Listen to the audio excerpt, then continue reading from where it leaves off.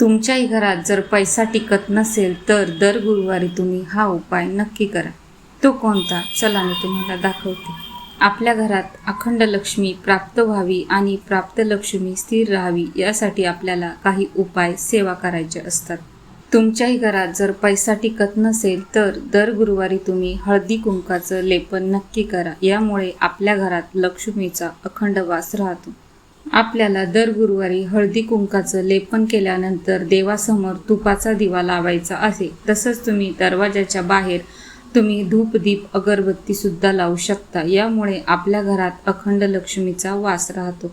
हा उपाय तुम्ही जर करत नसाल तर तुम्ही नक्की करून बघा आणि तुमचे अनुभव मला कमेंटमध्ये कळवा।